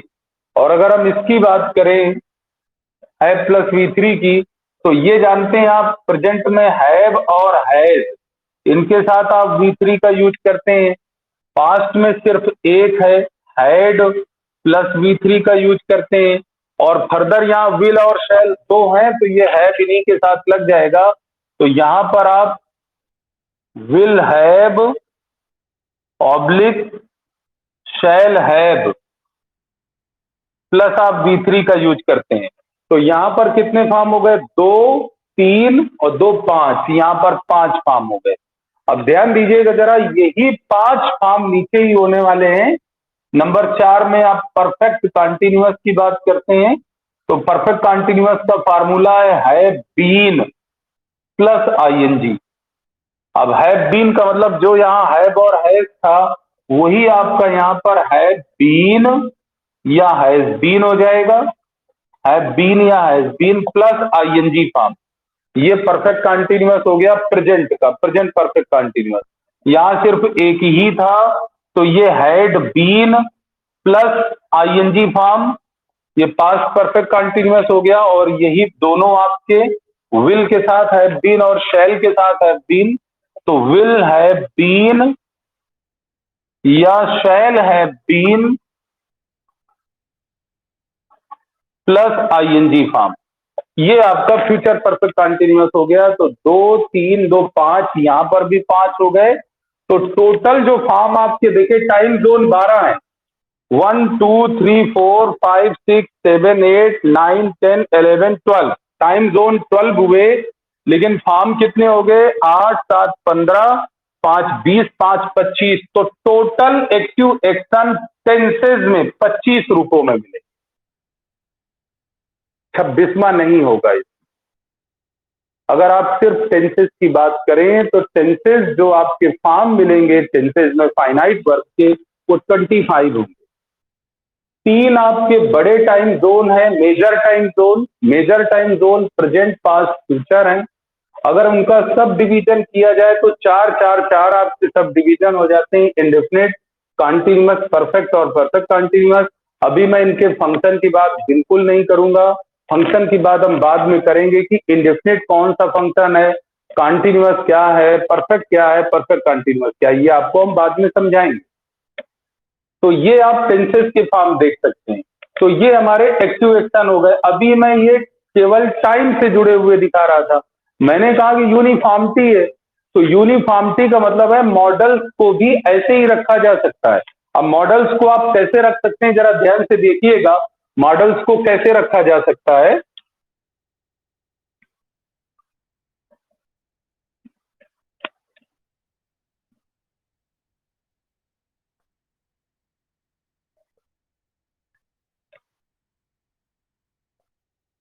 आप लोग बिल्कुल टायरलेसली समझिए इन चीजों को, इनडिफेटिगेबल होकर के, जरा भी थकान महसूस ना करें, क्योंकि ये बहुत इंपॉर्टेंट टॉपिक हैं। इनमें अगर आप थकान महसूस करेंगे तो समझ लीजिए गए काम से आप। इसलिए इनको आप थकान बिल्कुल ना महसूस करें, ना अपना इंटरेस्ट कम करें। यही आपका क्रक्स है ग्रामर का, फाइनाइट वर्ब। तो जैसे मान लीजिए कि अभी मैंने ये प्रेजेंट पास्ट फ्यूचर लिखा था, अब सपोज मैं यहीं पर लिख देता हूं, तीन चीजें लिख लेता हूं। एक में मैंने लिख लिया कैपेसिटी, दूसरी में मैंने लिख लिया पॉसिबिलिटी, और तीसरी में मैं लिख लेता हूं ड्यूटी ऑब्लिक ऑब्लिगेशन। ऑब्लिगेशन। अब ये चीज तो बढ़ती जाएगी, चाहे जितना आप बढ़ाते चले जाएंगे। टाइम जोन सिर्फ तीन थे, ये तो बहुत सारे हैं। अभी मैंने कैपेसिटी लिखा है, पॉसिबिलिटी लिखा है, ड्यूटी ऑब्लिगेशन लिखा है, आगे कमांड भी लिख सकते थे, प्रोहिबिशन भी लिख सकते थे, पास्ट हैबिट भी लिख सकते थे, बहुत सारी चीजें लिख सकते थे। सब वो ऐसे ही होंगी जैसे ये मैं दिखाने वाला हूं। तो सपोज आप कैपेसिटी डिनोट करेंगे, तो कैपेसिटी के लिए डू फॉर्म आपकी क्या हो गई, कैन और कुड। अब कैन और कुड से आप डिनोट करते हैं, तो इन दोनों के साथ आप हमेशा V1 का यूज करेंगे। ये कैन और कुड जहां भी मिलेंगे, ये कभी भी बिना V1 के होंगे ही नहीं, कुछ और हो ही नहीं सकता इनके साथ। इसी तरह पॉसिबिलिटी की बात आप कर रहे हैं, तो अगर आप मे और माइट लगाते हैं तो इसके साथ V1 के सिवाय कुछ हो ही नहीं सकता। ये फार्मूला ही लिखा है, बेस फॉर्म प्लस V1। अगर आप ड्यूटी या ऑब्लिगेशन की बात करते हैं, तो आप चाहे शुड यूज करें या ऑट टू यूज करें, ऑट टू, इनके साथ आप V1 का ही यूज करेंगे, हमेशा V1। तो चाहे तो एक वर्ब आप कोई ले सकते हैं, may can take, could take, may take, might take, should take, ought to take, कोई भी वर्ब आप ले लीजिए और सारे खानों में आप बढ़ते चले जाइए। जब आप यहां पर आएंगे तो ये कैन क्या हो जाएगा, कैन बी, कुड क्या हो जाएगा, कुड बी, और प्लस आईएनजी लगा देंगे आप। यहां पर इसी तरह से आएंगे आप, तो मे बी बन जाएगा, माइट बी बन जाएगा, और क्या जोड़ देंगे, आईएनजी फॉर्म। ध्यान दीजिए एक्टिव एक्शन है। इसी तरह यहां पर आएंगे तो ये शुड आपका शुड बी बन जाएगा, और ऑट आपका ऑट टू बुक बी बन जाएगा, ought to be plus ING form. अब मैं केवल एक को समझा देता हूं, जैसे कि कैन कुड जब हैव में आएगा तो ये क्या बन जाएगा, कैन हैव या कुड हैव बन जाएगा, कैन हैव या कुड हैव प्लस V3 लगा देंगे। ऐसे ही might have, may have, might have plus V3, should have plus ought to have. Ought to have को जरूर मैं लिखना चाहूंगा, ought to have plus V3 कर दीजिए आप। और सेम चीज आपकी यहां पर भी हो जाएगी, can have been, could have been plus ING form, may have been, might have been plus ING form, should have been और ought to have been plus ING form.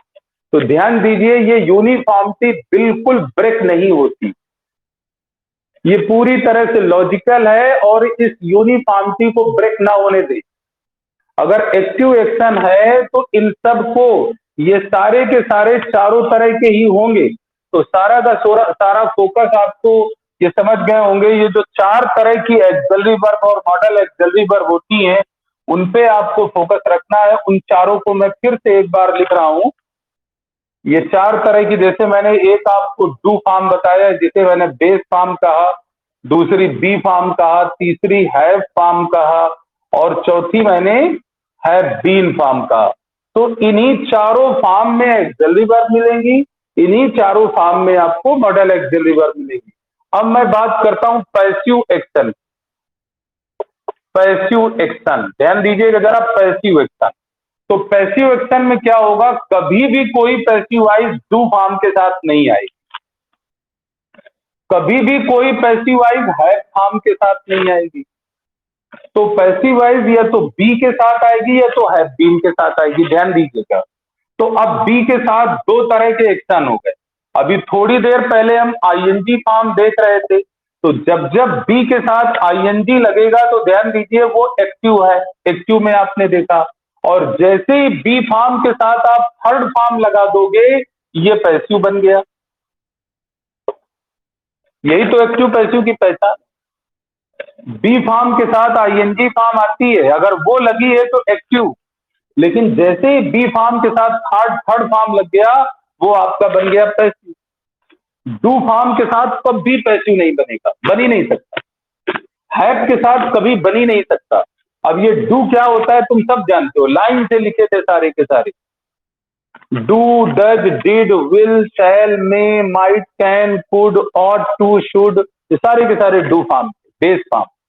Base form को ही मैं डू फॉर्म बोल रहा हूं। B form आप जान रहे हैं क्या है?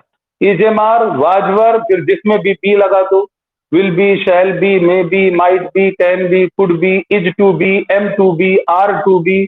बहुत सारे नाम बाद में सुनोगे मॉडल के, लेकिन रूल वही लागू होगा।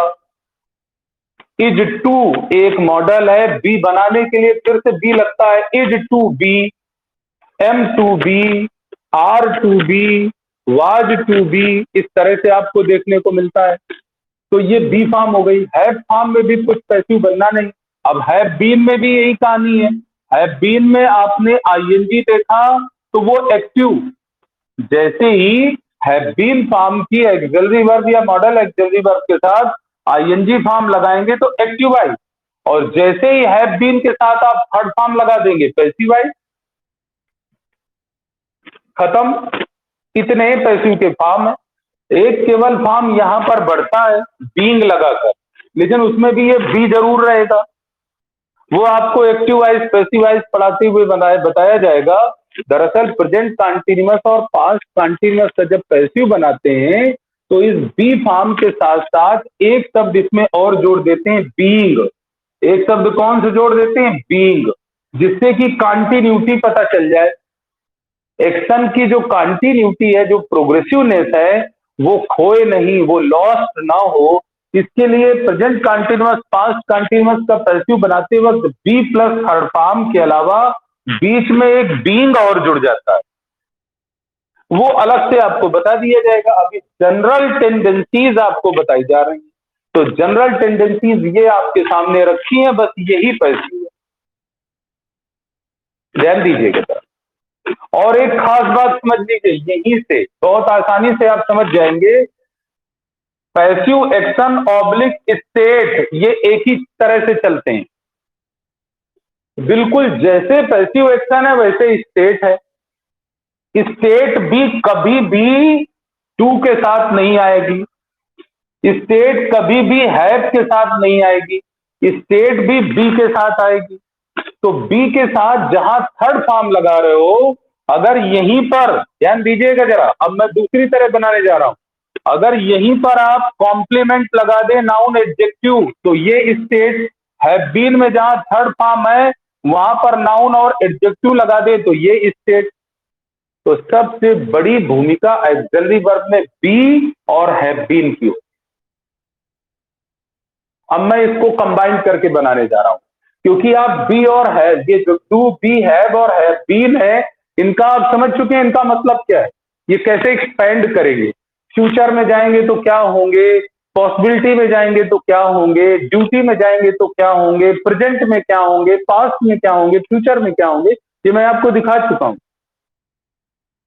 ये आपका जो है कोई भी देख लीजिए, ये प्रेजेंट में रहेगा तो डू डज, पास्ट में रहेगा तो डिड, फ्यूचर में रहेगा तो विल शैल, संभावना के लिए मे माइट, क्षमता के लिए कैन कुड, ड्यूटी के लिए शुड और ऑट टू, ऐसे ही बढ़ता चला जाएगा।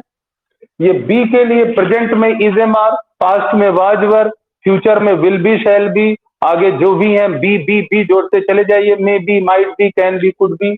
हैव में भी यही था, प्रेजेंट में हैव हैज, पास्ट में हैड, इन तीन को छोड़कर सब में हैव लगाते चले जाइए। फ्यूचर में विल हैव, शैल हैव, संभावना के लिए मे have, might have, can have, could have, यही इसमें था। ये मैं आपको बता चुका हूं। तो अब मैं कंबाइंड चार्ट बनाने जा रहा हूं, जिसमें केवल आपका सिर्फ और सिर्फ तीनों तरह की चीजें होंगी। इसमें active action, passive action, state, तीनों चीजें होंगी। यानी फाइनाइट वर्ब का जो समग्र फॉर्म होगा, कंप्लीट होगा, वो आपको हम दिखाने जा रहे हैं। Finite verbs forms, all forms कह सकते हैं, ऑल फॉर्म्स, सारी की सारी फॉर्म एक साथ हम आपको दिखा रहे हैं। इसमें active action, passive action, state, तीनों चीजें शामिल होगी। तो नंबर 1 में आपको मिला डू, फिर से वही, नंबर 2 में बी, नंबर 3 में हैव, और नंबर 4 में हैव बीन, हैव बीन। इसका बी अपना स्मॉल लेटर करना कर ले, ठीक। तो डू हमेशा अपने बाद V1 लेगा, और ये ऑलवेज एक्टिव एक्शन, हमेशा एक्टिव एक्शन, ध्यान दीजिएगा। ये जो बेस फॉर्म है, ये कभी भी एक्टिव एक्शन के सिवाय कुछ और दर्शाएगी ही नहीं। Do base form axillary verb और मॉडल एक्सिलरी वर्ब की, ये एक्टिव एक्शन के सिवाय कुछ नहीं दर्शाएगी। इसके बाद बी में मिलेंगी 4 तरह की चीजें, ध्यान दीजिए, बल्कि 3 हम लिखते हैं, चौथी चाहो तो बढ़ा देंगे अभी। 3 तरह की चीजें, अगर आईएनजी फॉर्म मिलती है बी के साथ तो ये आपका एक्टिव एक्शन, थर्ड फॉर्म मिलती है तो ये आपका पैसिव एक्शन, और कॉम्प्लीमेंट अगर मिलता है, कॉम्प्लीमेंट आप जानते हो कॉम्प्लीमेंट किसे कहते हैं, पढ़ाया जा चुका है। कॉम्प्लीमेंट का मतलब नाउन, एडजेक्टिव, एडवर्ब, ये आते हैं। तो अगर बी फॉर्म के साथ ये मिल जाए तो इसका मतलब स्टेट। देखिए जरा, बी के 3 फंक्शन है, एक्टिव एक्शन डिनोट करना अपने बाद आईएनजी लेकर के, पैसिव एक्शन डिनोट करना अपने बाद थर्ड फॉर्म लेकर के, और स्टेट डिनोट करना अपने बाद कॉम्प्लीमेंट लेकर के। तो बी के 3 फंक्शन हो गए, और इसी में वो जो चौथा मैं बात कर रहा हूं, जब बीइंग लगाकर थर्ड फॉर्म लगाओगे तो कॉन्टिन्यूअस का पैसिव हो जाएगा।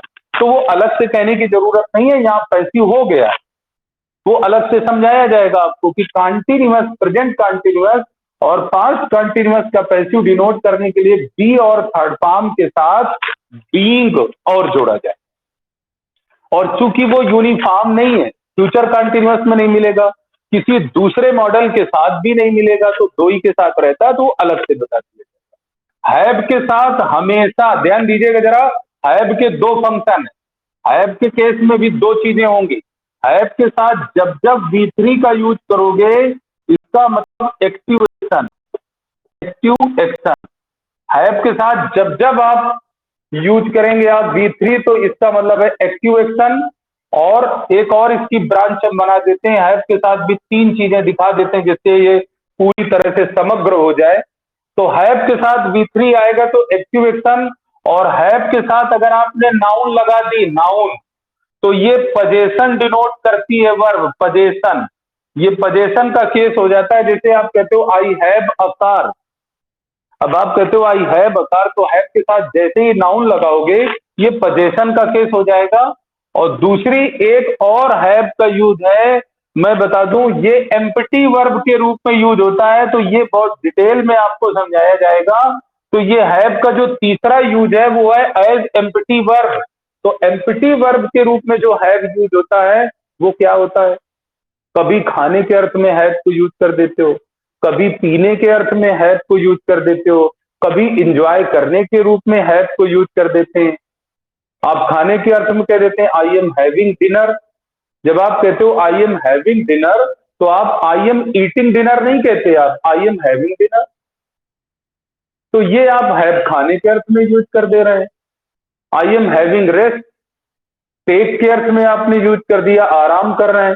तो ऐसे एक नहीं अनगिनत यूज हैं आपके हैव के, दर्जनों दर्जनों यूज हैं हैव के, जहां पर हैव को किसी दूसरी मीनिंग के लिए यूज किया जाता है, वो हैव को एम्प्टी वर्ब के रूप में यूज माना जाता है।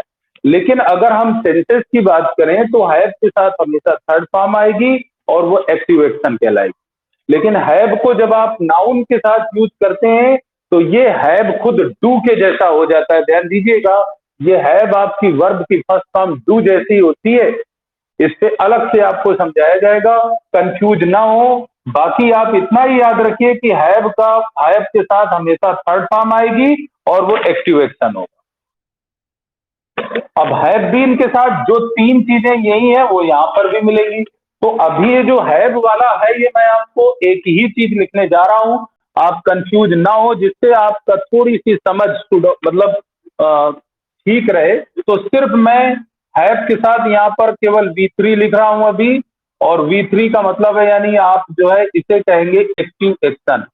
तो ये भी आपका एक्टिव एक्शन हो गया, इससे समझने में आसानी रहेगी, वो बाद में समझा देंगे। अब हैव बीन के साथ फिर से तीन चीजें, जब आप आईएनजी लगाओगे तो ये इसका मतलब एक्टिव एक्शन हो गया।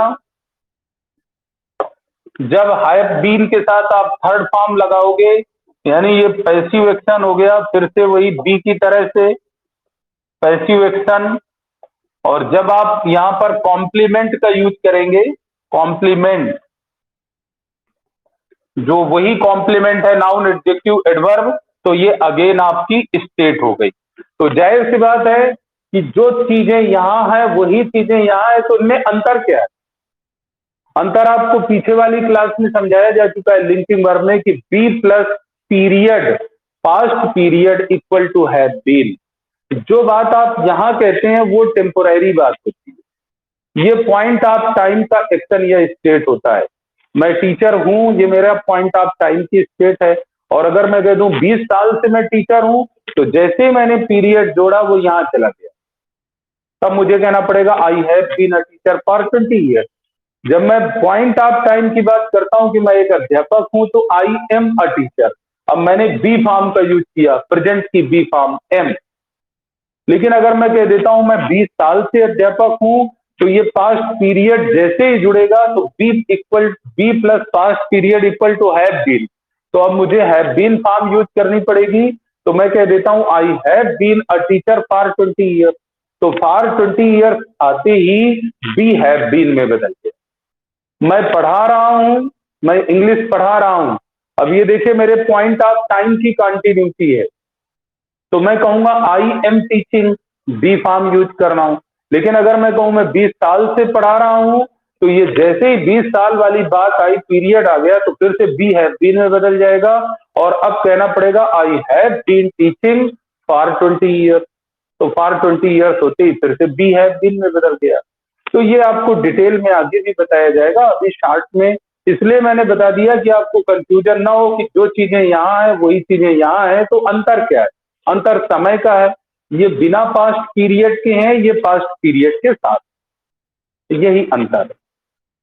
तो अब आप इसको ध्यान से देखिए, तो आप देख सकते हैं कि एक्टिव एक्शन यहां पर भी है, यहां पर भी है, यहां पर भी है, यहां पर भी है, चारों जगह एक्टिव एक्शन है। तो पीछे वाले चार्ट में आप यही देख रहे थे कि एक्टिव एक्शन डू से भी डिनोट होता है, बी से भी डिनोट होता है, हैव से भी डिनोट होता है, हैव बीन से भी डिनोट होता है। लेकिन पैसिव एक्शन केवल हमें दो जगह मिला है, एक जगह ये आप देख सकते हैं और एक जगह ये देख सकते हैं आप।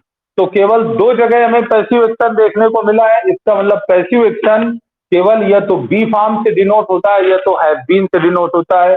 पैसिव एक्शन कभी डू और हैव के साथ नहीं आएगा। तो कभी भी कोई पैसिव बनाए तो ध्यान दीजिएगा, ना तो ये यूज होगी ना तो ये यूज होगी, किसी भी सूरत में नहीं, कोई अपवाद नहीं, इनके इनके बिना पैसिव बन ही नहीं सकती। और पहचान यही है, इनके साथ हमेशा आईएनजी फॉर्म आती है, आईएनजी फॉर्म आए तो समझो एक्टिव, और जैसे ही इनके साथ थर्ड फॉर्म आ जाए तो पैसिव। इसके साथ भी आईएनजी फॉर्म आती है, आईएनजी फॉर्म आए तो एक्टिव और थर्ड फॉर्म आ जाए तो पैसिव, यही तो मेन पहचान। इसी तरह अगर आप स्टेट की बात करें तो स्टेट भी आप देख सकते हैं, सिर्फ दो जगह आपको नजर आएगा, ये सिर्फ दो जगह।